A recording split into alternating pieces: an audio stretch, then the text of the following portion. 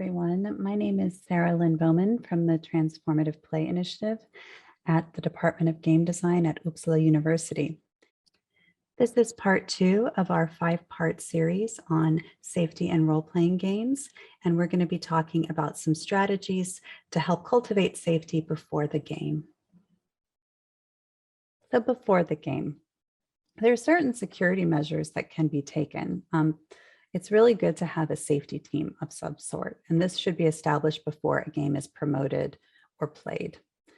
So it could be one person, like a game master. So you're thinking about putting together a D&D game and you're trying to think about what could come up. So maybe you have a safety plan. Or it could be a team of people, like in a large-scale LARP, where you have multiple safety members scattered throughout the game. It's good to try to find diverse safety team members. And we'll talk more about this as we go along, but people from diverse backgrounds who are enthusiastic volunteers. So you don't want to force anyone to do safety work. It's quite tiring, actually, and it can be quite difficult. But there are people that will often volunteer to do it because it is so important. Another strategy is player screening through flagging. And this provides a way for players to report behavior by another participant that they find concerning. Or they could simply ask not to play closely to that person. So for example, if there's a casting process in a LARP, they may say, this person's fine to be at the LARP, but if you could just not put me in the same core group as them, I would appreciate it. And these things can take place in a sign-up form, or, for example, on a safety email that goes only to a few participants. And it's good to name who those people are so the community knows where these reports are going. And it's important to keep that information as confidential as possible. What I mean when I say that people's names should be shared, what I mean is the people on the safety team and/or the organizing team who will have access to this report. This is really important so that people know where this information is going and who will be looking at it. And it's advisable to keep that number quite small so that it doesn't spread too widely in order to protect anonymity and confidentiality. And so it's possible, for example, to have 1 or 2 team members receiving the reports and then them distilling important information from that report and giving it to other organizers in order for them to take action. And that might protect victims from retaliation or people who have decided to step up and report. And one thing I would just like to note, we often emphasize inclusivity within role-playing groups, in part because a lot of people who are drawn to these communities have felt excluded at some point in their lives for various reasons. Inclusion practices should not mean inclusive of everyone. And what we mean by this is if certain types of behaviors or certain ways of being cause harm to other people, then that should not be included, right? Because that actually makes it less inclusive for a lot of people. So quite simply, some behaviors should not be allowed. And it's up to you as a group to decide what that behavior is. But there are some participants that come from more vulnerable populations than others. People from marginalized backgrounds, people from who've experienced a lot of trauma in their life or a lot of harm from communities. One thing to consider as you're putting together your safety protocols is to consider how these gaming spaces can be made more safe for them especially.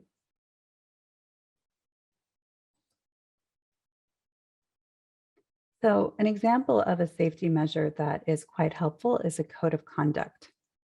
You don't have to write this from scratch. You can base it on other examples. I recommend giving credit to the people that wrote it initially or the group that promoted it, but it should be specific to the needs of your community. So just copy pasting something wholesale from another group might not be appropriate. You might need to have some edits and also really think through the consequences of the things you put in your code of conduct, because your players will likely want to hold you to those things.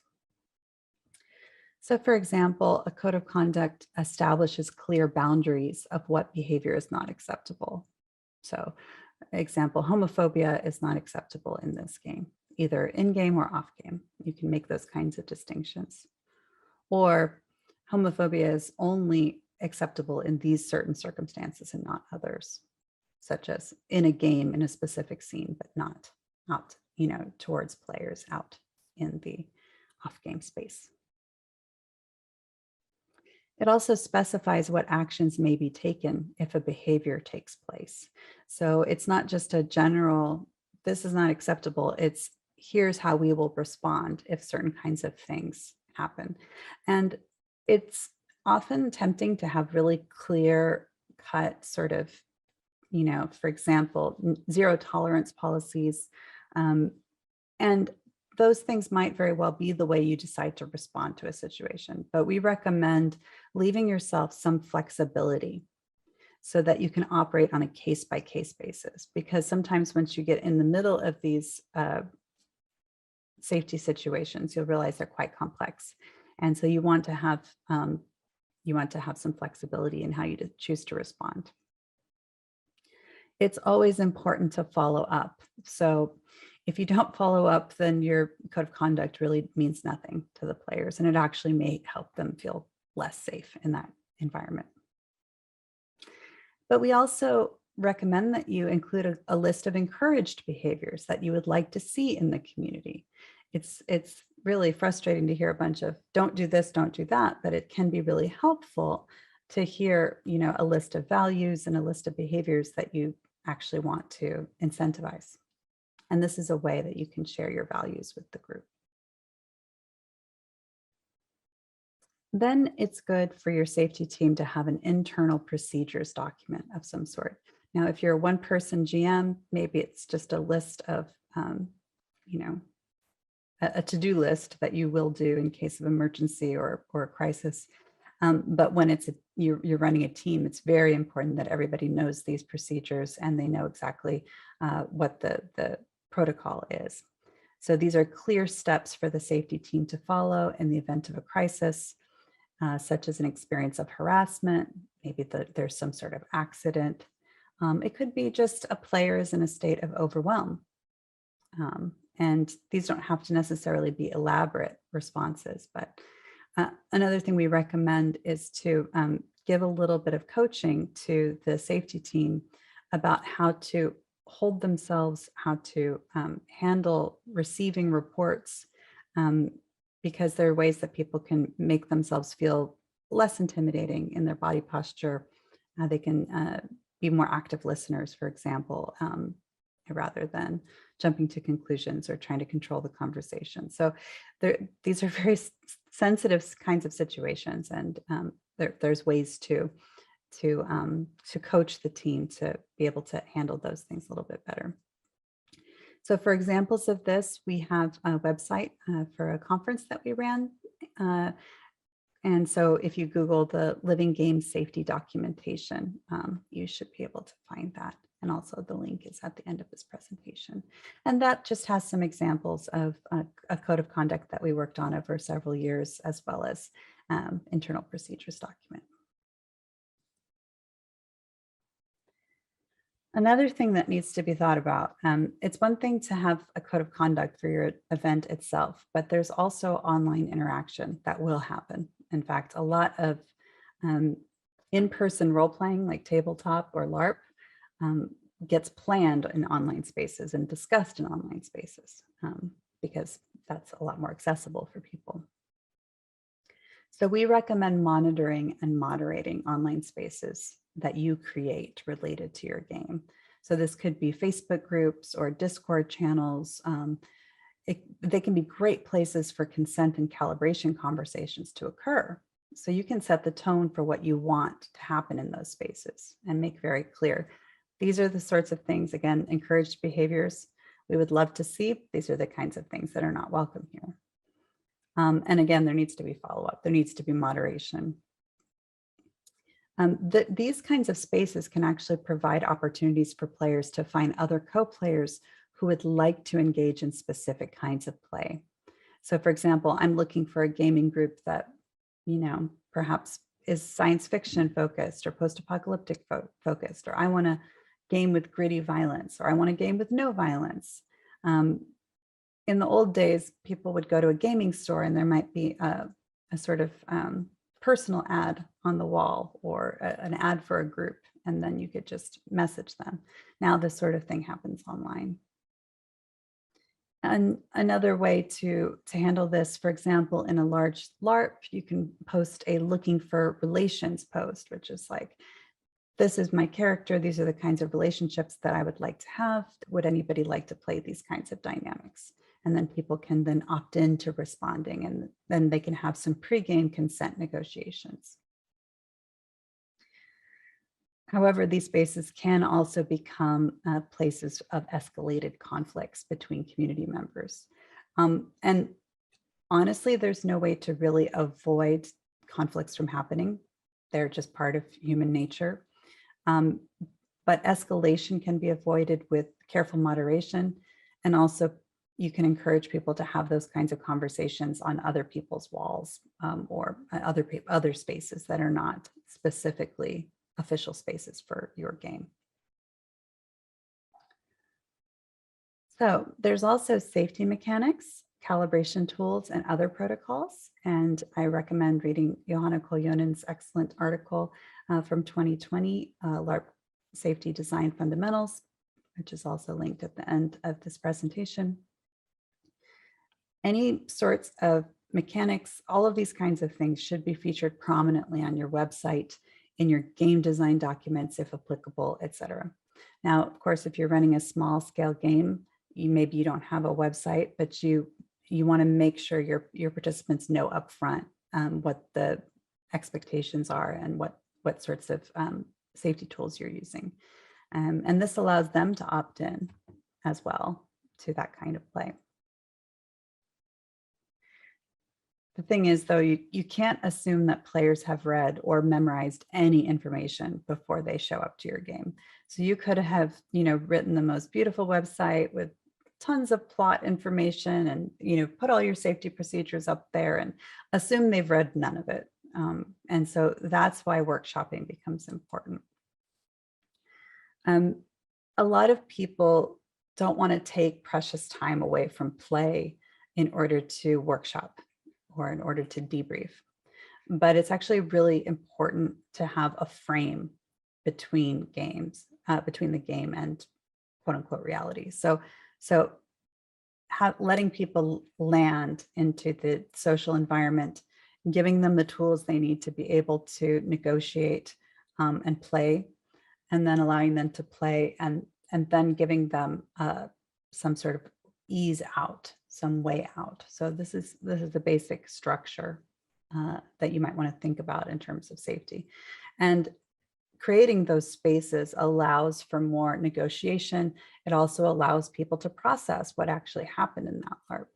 So for example, somebody may have played an antagonist and really upset someone in game, and they thought they were doing a great job by being a great villain, and that person actually felt personally attacked for some reason. If you both go home and neither person has clarified with the other person, we call this perception checking, the other person hasn't checked the perception of the other person, then that can be a long-standing feud for a long time, or it can be resolved very quickly in a debriefing session. So these are, just a few reasons why it's a good idea to have workshops and debriefs. It's also just good for community cohesion and everyone getting to know each other in and out of game, and for safety in general. It's much easier to lean into an experience when you've already established some safety parameters with a person. So include a section on safety in your workshops. Include mechanics, introduce them to the safety team, and any other protocols. And the reason you want to do this is because when you focus on safety in the workshops, you are actually emphasizing that this is important to this community.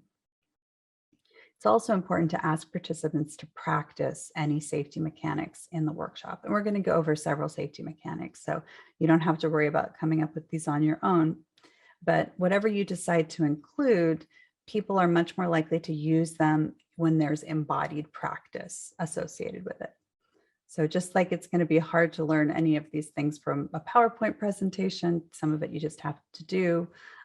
Similarly, just telling people about a mechanic doesn't necessarily give them the tools to use it. They need that embodied practice.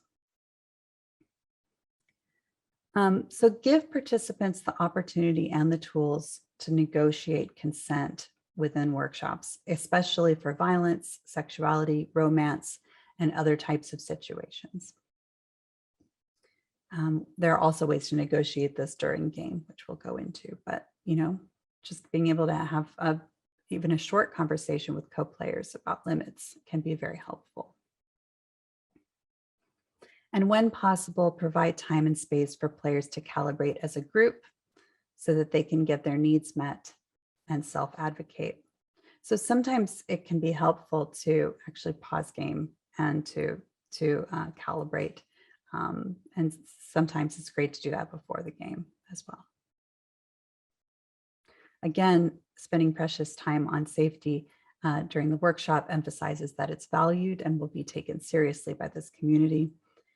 And many assume that too many safety mechanics or protocols will actually inhibit play, meaning that people will feel less likely to take risks because of these mechanics. That can be true for some people. Everyone's different. But I will say that for the most part, an overwhelming majority of people that I've talked to feel that these kinds of protocols allow them to feel safer taking risks. In fact, I've had people come up to me and say, thank you for adding a code of conduct to your event. I wouldn't have attended if there wasn't one there. And that's something that somebody who didn't post a code of conduct, they would probably never have heard that because that person wouldn't have even been there. So these are things to think about.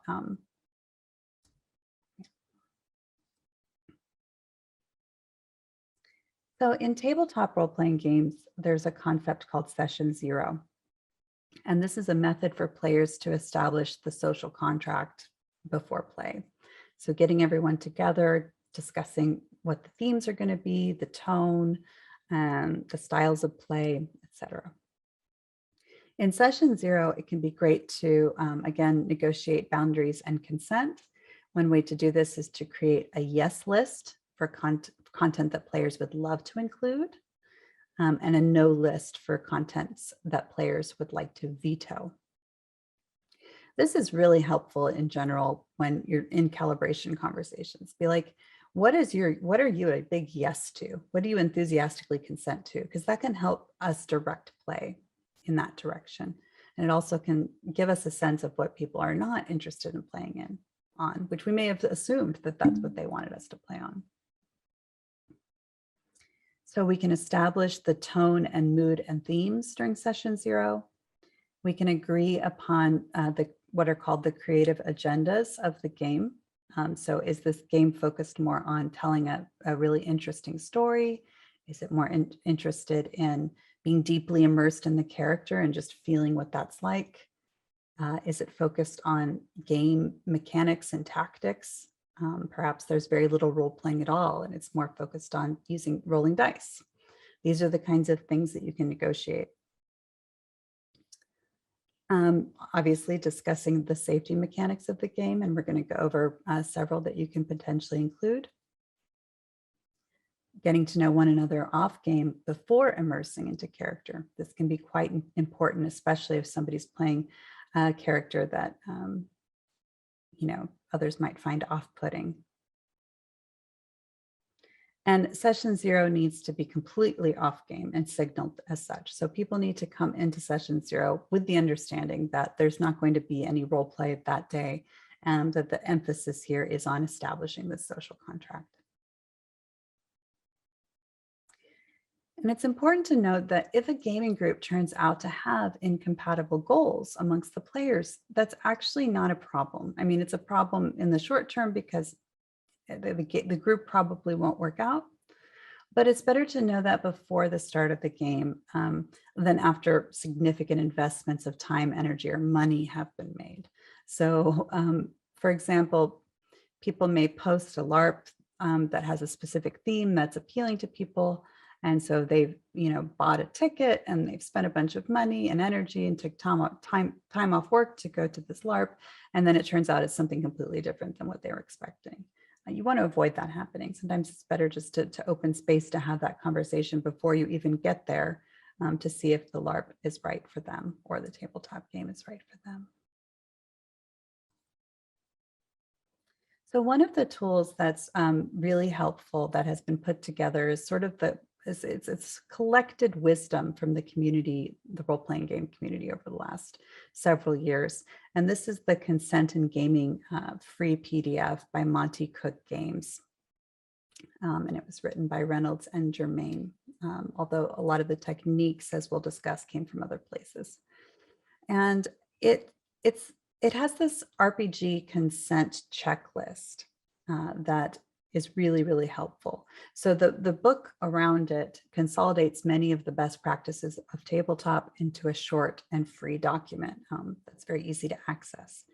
And it provides this consent checklist with stoplight colors for each theme. We're going to talk a little bit more about stoplight, but stoplight is one way to signal what people are a yes, a maybe, or a no for. So green, it's like a stoplight if you're driving in a car. Green signals enthusiastic consent. Yellow, it may be okay, but only under certain circumstances. And it does have some specifics there that can be integrated in. And then there's red for a hard line, do not include. And we'll find that there are other ways to say this. Red can also be called an X card or a line, whatever you choose. It's up to you. People have different preferences. But in terms of this consent checklist, it can be quite helpful for players to fill all of this out. And actually, they can leave their name blank so that, they don't have to deal with any kind of social stigma or peer pressure around actually self-advocating and say, please don't include this theme. So it includes sections for horror, for relationships, for social and cultural issues, for mental and physical health. And it has lots of empty spaces for players to fill in. So if something's not on the list, perhaps there's something that is really important to them. So for example, under horror, there's things like bugs, demons, spiders, etc. Maybe none of those are particularly upsetting or activating to somebody, but maybe they're terrified of clowns. And so they say, okay, I got to put clowns on this list. It has space for that. And it's important that nobody questions each other about this. It's just no longer part of play. So these answers need no justification, but the player can request support from the game master if they would like to discuss it further. So there's a little space where it says, would you like to clarify any of these with the GM? And you're basically saying, I'm okay with the GM having a conversation with me about this. And the conversation is not to convince them out of their boundary. This is really important in safety conversations. Person sets a boundary, respect it. But it can be a way for the GM to figure out how to then alter things. So perhaps they have an entire plot that's based on clowns and that wasn't disclosed. It may be that this isn't a good fit for the group and that player might want to find another group. But it also may be the case that the GM can adjust things so that that player isn't exposed to that specific content. Like maybe they can do sidebars and go off to a different room when that particular content is there. There's lots of ways to adjust. And so lastly, I wanted to talk a little bit about how we can preemptively help each other in games to avoid uncomfortable situations that make it impossible or difficult to engage. So one way to do that is to disclose sensitive content ahead of time. So for example, if you know there's going to be explicit violence, sexuality, any kind of common phobias, that sort of thing, perhaps tell people ahead of time. Some people call this a trigger warning. That can be a bit confusing because these warnings don't always have to do with trauma or some sort of trauma trigger. A word I like to use is a content advisory. And that just is a way to let someone know that that content is going to be part of that game, either in small part or in large part. I've seen some groups use what's called ingredients lists. So instead of having it be sort of a negative or something alarming, just saying these are the ingredients that are part of this game. And those things might actually be bonuses for some people rather than others. And you can do this for an entire game or just for specific scenes or characters. So I've seen in LARPs, for example, certain scenes be blocked off and people there at the door explaining what sort of content will happen if people go inside that door, which is very helpful. And this can be done on websites. It can be done in design documents. It can be done during that session 0 or before a specific session, or like I said, a specific scene. And this practice helps people opt in and opt out to specific content so that they have a little bit more control. And it's very difficult, unfortunately, to predict everyone's triggers. That's not necessarily the goal here. Trauma is a very specialized thing, and each person has their own way that their mind has responded to trauma. So it's more helpful to think about it as a content advisory, I think, because then it doesn't necessarily have to be so specifically tied to trauma. But either way, since people might have multiple triggers that are not predictable, having other safety mechanisms in place, like the X card and the look down, can help empower players to have more control over their own experience. And that concludes part 2 of our safety and role-playing game series. Our next video will be about some strategies that you can employ during the game to encourage consent and collaboration and calibration between players. Thank you for listening.